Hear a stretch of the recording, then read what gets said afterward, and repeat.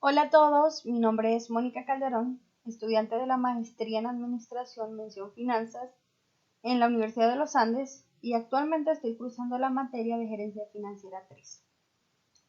En esta oportunidad estaremos hablando acerca del consumo y la inversión con mercado de capitales, por lo cual desarrollaremos el tema según algunos planteamientos con casos específicos. Inicialmente vamos a demostrar gráficamente el teorema de separación de Fisher para el caso en que un individuo termine prestando en los mercados financieros. Para esto vamos a etiquetar en este gráfico que está por aquí en blanco los siguientes puntos: riqueza inicial, producción o inversión óptima, consumo óptimo y el valor actual de la riqueza final. Pero antes de desarrollar esta parte, es importante saber que el teorema de separación de Fisher es una idea de la teoría financiera que afirma que la decisión de inversión de una persona es independiente de sus preferencias de consumo. En otras palabras, bajo ciertas condiciones, la forma en que una persona decide invertir su riqueza no se ve afectada por sus preferencias de consumo. Una vez entendido este punto, es momento de pasar al gráfico. En este supuesto, originalmente, el individuo se encuentra en el punto A, que tenemos por aquí, con un ingreso actual de Y sub 0 y un ingreso futuro de Y sub 1. Usando la tasa de mercado, el valor presente de estos ingresos es su riqueza actual, que la encontramos por aquí. El individuo asumirá la inversión hasta el punto en que la tasa marginal de rendimiento de la inversión es igual a la tasa de interés del mercado, en el punto B que encontramos aquí. Esto determina la inversión óptima en producción, que sería P sub 0 y P sub 1. Finalmente, para lograr su utilidad máxima, en la curva de indiferencia que tenemos aquí, U1, es la que más se encuentra alejada del origen, el individuo prestará a lo largo de la línea del mercado de capitales hasta llegar al punto C que tenemos aquí, en donde tiene un nuevo consumo óptimo, cuyo valor presente será este que encontramos por aquí. Ahora bien, en la parte número 2 tenemos que analizar gráficamente el efecto de una disminución exógena en la tasa de interés sobre A, la utilidad de prestatarios y prestamistas; B, la riqueza presente de prestatarios y prestamistas; y C, la inversión en activos reales. Muy bien. Inicialmente vamos a analizar el primer caso sobre la utilidad de prestatarios y prestamistas. En el caso de los prestatarios, la utilidad aumentará a medida que ésta experimente una disminución en la tasa de interés, porque esto reduce el costo de los préstamos y permite un mayor consumo y una mayor inversión en proyectos productivos. Por otro lado, para los prestamistas, la utilidad está relacionada con las ganancias generadas por los intereses. Una disminución en la tasa de interés disminuirá sus ingresos de intereses, lo que podría reducir su utilidad, especialmente si tienen una fuerte dependencia de los ingresos de intereses para sus gastos. En el segundo caso, en la riqueza presente de los prestatarios, una disminución en la tasa de interés implica que debe pagar menos intereses sobre sus préstamos. Esto puede aumentar su riqueza presente, ya que tendrán más ingresos disponibles para el consumo y la inversión en activos reales. Para los prestamistas, por el contrario, una disminución en la tasa de interés reducirá sus ingresos de intereses futuros, lo que podría disminuir su riqueza presente. Sin embargo, es importante tener en cuenta que la riqueza presente de los prestamistas también depende de la composición de su cartera de inversiones en otros activos financieros. Y finalmente, en el caso 3, encontramos la inversión en activos reales. Una disminución en la tasa de interés tiende a estimular la inversión en activos reales, ya que los préstamos son más baratos y los proyectos productivos se vuelven más atractivos.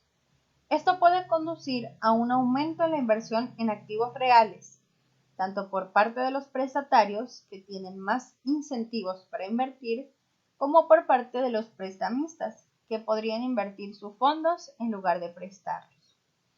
Es importante, en este punto, destacar que estos efectos pueden variar dependiendo de otros factores económicos y financieros, y que las respuestas a los cambios en la tasa de interés pueden ser complejas y multifacéticas. Muy bien, ahora vamos a pasar al punto 3, en donde nos encontramos con la siguiente afirmación. La tasa de interés no puede caer por debajo de la tasa neta de ahorro. ¿Verdadero o falso? Para responder a esta interrogante es necesario que primero conozcamos la definición de tasa de interés y de tasa neta de ahorro. Empecemos por esta última. La tasa neta de ahorro se refiere a la diferencia entre el ahorro y la inversión en una economía durante un periodo de tiempo determinado. Si la tasa neta de ahorro es positiva, significa que hay más ahorro disponible en la economía para ser prestado o invertido. Por otro lado, si la tasa neta de ahorro es negativa, significa que la economía está gastando más de lo que está ahorrando, lo que generalmente implica que está tomando prestado de otras fuentes o agotando sus reservas. La tasa de interés, por otro lado, es el costo del dinero prestado. Es el rendimiento que un prestatario debe pagar a un prestamista por usar sus fondos durante un periodo de tiempo específico. Una vez definido esto, podemos decir con total seguridad que esta afirmación es verdadera, puesto que la tasa de interés no puede caer por debajo de la tasa neta de ahorro. Esto se debe a que la tasa neta de ahorro está relacionada con la disponibilidad de recursos de ahorro en la economía, mientras que la tasa de interés es el costo del dinero prestado. Si la tasa de interés fuese inferior a la tasa neta de ahorro, habría más demanda de préstamos que recursos de ahorro disponibles. Esto provocaría un desequilibrio en el mercado, ya que los prestamistas no estarían dispuestos a ofrecer préstamos a tasas de interés más bajas que las que podrían obtener al simplemente ahorrar.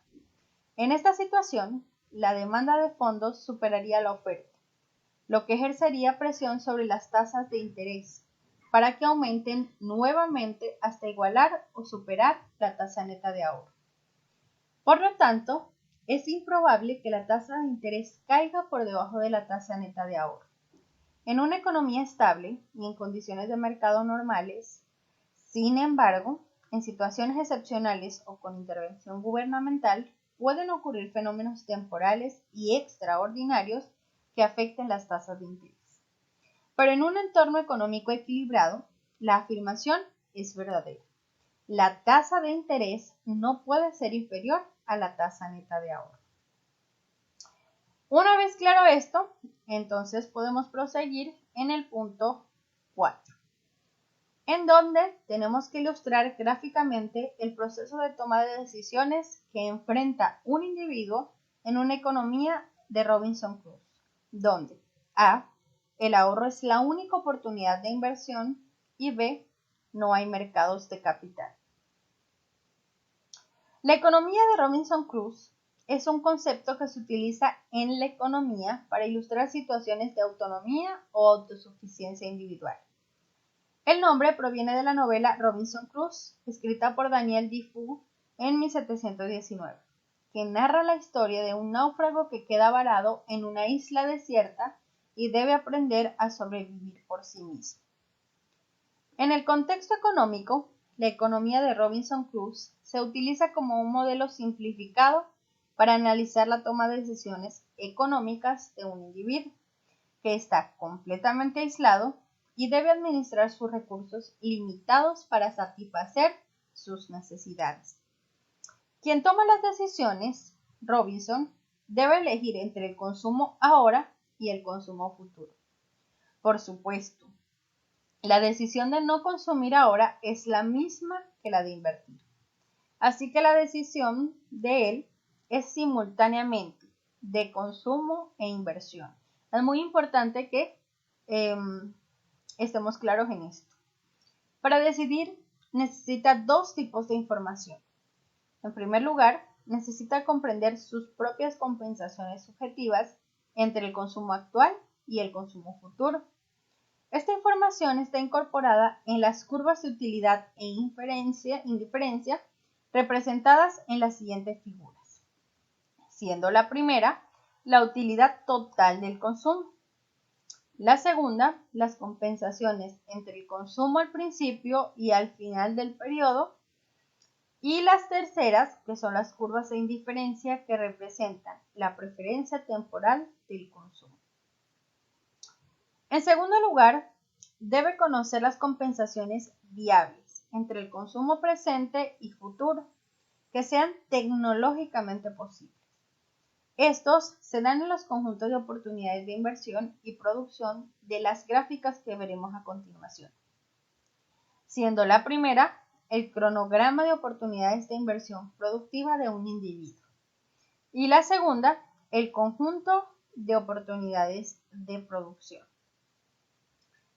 Para analizar el otro caso, porque ¿verdad? Este es solo el primer caso, el otro caso en donde Robinson está en una economía sin mercados de capital, es decir, donde no hay oportunidades de intercambio, utilizaremos el mismo gráfico anterior, siendo que él toma las decisiones individualmente, comienza con una dotación inicial, que sería Y sub 0 y Y sub 1, y compara la tasa marginal de rendimiento de $1 de inversión o desinversión productiva con su preferencia temporal subjetiva. Si la tasa de inversión es mayor, como se muestra aquí en el gráfico, Robinson obtendrá utilidad al realizar la inversión. Este proceso continúa hasta que la tasa de rendimiento del último $1 de inversión productiva iguala la tasa de preferencia temporal subjetiva, aquí en el punto B. Tengamos en cuenta que en el punto B, el consumo del individuo en cada periodo es exactamente igual a la producción. Es decir, que P sub 0 es igual a C sub 0 y que P sub 1 es igual a C sub 1. Dicho esto, entonces podemos pasar al siguiente punto, en donde debemos graficar el conjunto de inversión, suponiendo que el conjunto de oportunidades de inversión tiene n proyectos, todos los cuales tienen la misma tasa de rendimiento. En este caso, dado que todos los n proyectos tienen la misma tasa de rendimiento R, la línea de inversión será una línea recta horizontal que representa el rendimiento en el gráfico. El conjunto de inversión consistirá en todos los puntos a lo largo de esta línea recta horizontal con un rendimiento esperado constante de R y diferentes niveles de riesgo medidos en el eje X. Si los proyectos son independientes y no correlacionados entre sí, el conjunto de inversión será una línea recta horizontal perfecta. Sin embargo, si los proyectos están correlacionados o existe la posibilidad de diversificación, la línea de inversión podría tener una forma más suave y no ser completamente horizontal. Es importantísimo tener en cuenta que el conjunto de inversión no muestra todas las oportunidades de inversión disponibles en la economía, sino solo aquellos proyectos que tienen la misma tasa de rendimiento. Otros proyectos que ofrecen diferentes tasas de rendimiento se representarían en el gráfico con diferentes líneas de inversión que se intersectan en el punto R. Por lo tanto, si todos los proyectos tienen la misma tasa de rendimiento, esto implica que cada proyecto ofrece el mismo retorno para una unidad de inversión. En este escenario, el inversionista debe evaluar diferentes criterios para seleccionar los proyectos más adecuados para su cartera. Dos criterios comunes utilizados para tomar decisiones de inversión son los de maximizar el rendimiento y minimizar el riesgo. Y finalmente, en el punto 6 realizaremos un ejercicio práctico que dice lo siguiente. Suponga que su oportunidad de producción ambientada en un mundo con certeza perfecta consta de las siguientes posibilidades, que las tenemos aquí en este cuadro. Proyecto, inversión inicial y tasa de retorno expresada en porcentaje.